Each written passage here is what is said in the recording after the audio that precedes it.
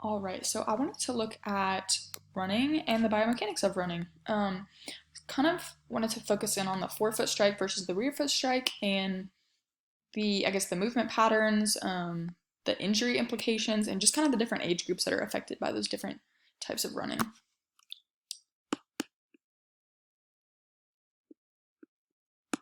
Alrighty. Why did I choose running? So I first wanted to focus in on jogging. Specifically, there's a lot of different types of running. There's a lot of different reasons to run.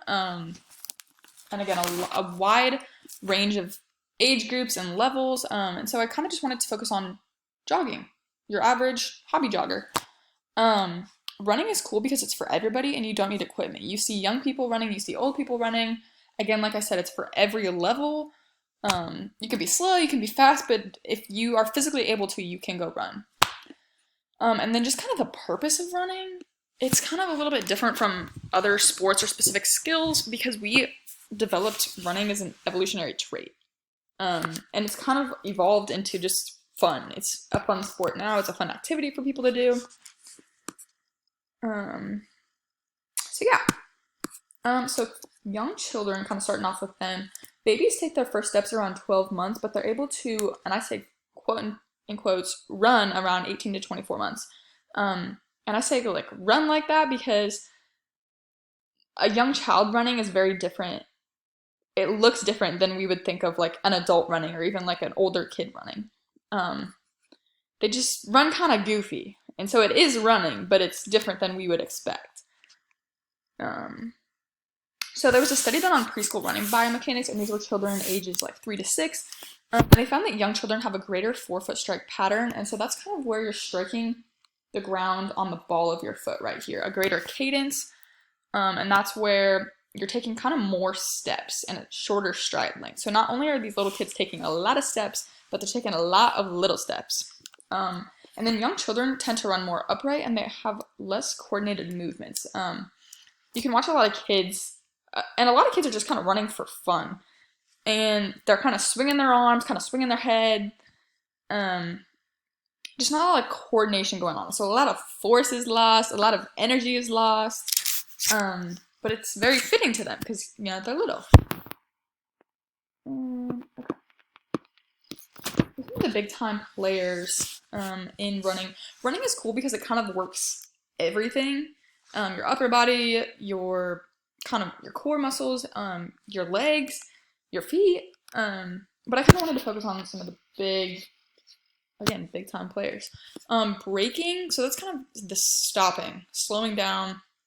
The muscles of your quadricep, the vastus lateralis, vastus intermedius, vastus medialis, rectus femoris, and those are involved in some hip flexion and knee extension. Propulsion, this is kind of pushing you forward, the soleus, gastroc, tibialis anterior, some plantar flexion, some dorsiflexion, and some knee flexion, specifically the gastroc doing that knee flexion, or I guess involved in the knee flexion.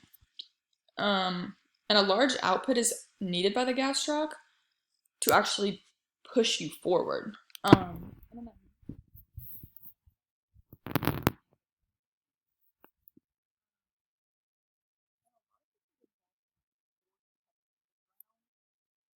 The equal and opposite reactive force, you're putting a lot of force on the ground, and the ground is putting a lot of force on you. So there's a lot of muscles needed to kind of dissipate that force and use that force to propel you forward. And then some of the other just support muscles, your glute medius, glute maximus. There's even some debatable research on the adductors and hip abductors and adductors of the hip that kind of help with running also. Again, that's a little bit debatable. I didn't include it because it was not a lot of research, but kind of help to extend the hips and again trunk stabilization, stability against outside forces. And then these are some of the like research papers that I was reading about these specific muscles. And again, these are just a very few of the many muscles that are actually involved in the running movement. So forefoot strike versus rear foot strike. So that forefoot is believed to be better. There is a debate in the research, at least from what I found, about what is better for runners and injury prevention and speed and a lot of variety I found. But I did find the forefoot running increases the shock absorption, so it's a little bit easier like on your knees and some of your upper body joints. Flexion. And then the rear foot, that kind of heel strike, may actually reduce the Achilles load.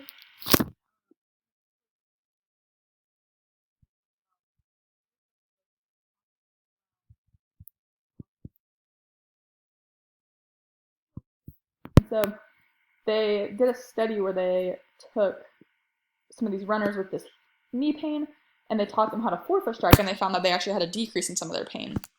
And like I said earlier,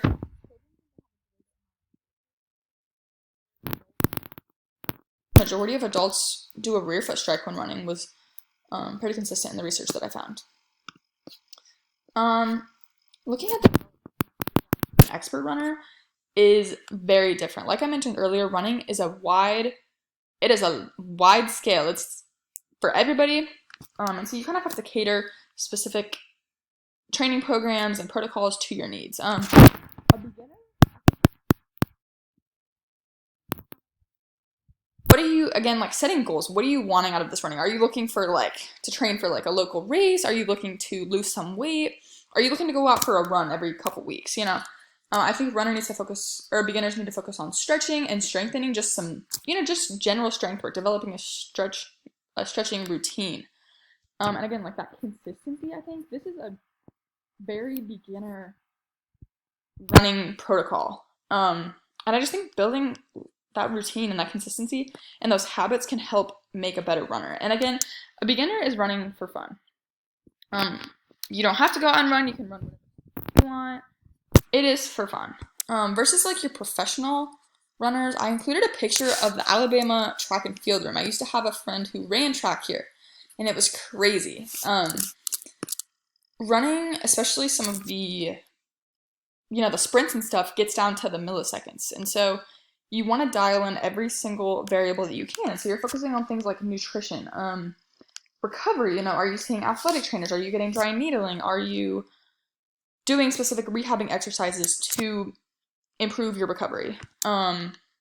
Different coaching, training protocols, training cycles, your running gear, what type of shoes you're wearing can have a great impact on your speed, and again, how your foot hits the ground and injuries, and again, that tailored training program. A training program usually is specific to the athlete. Do we need to cross train? Oh no, my computer's gonna die.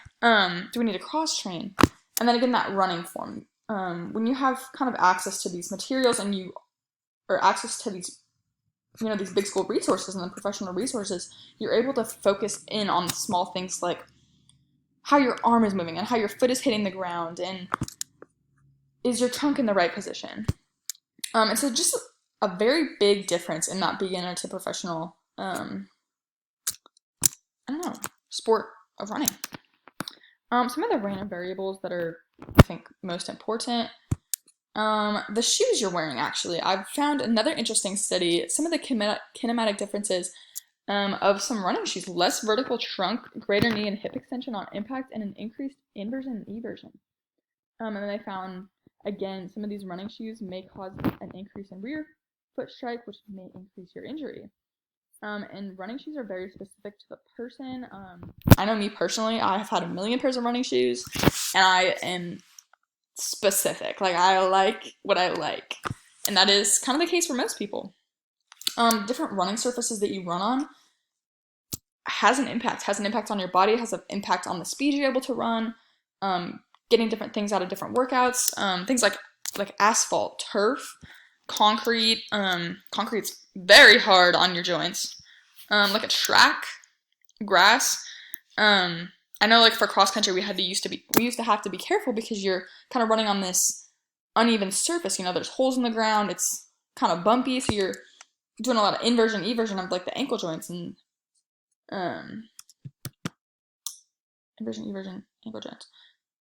I'm saying the wrong thing. I don't know.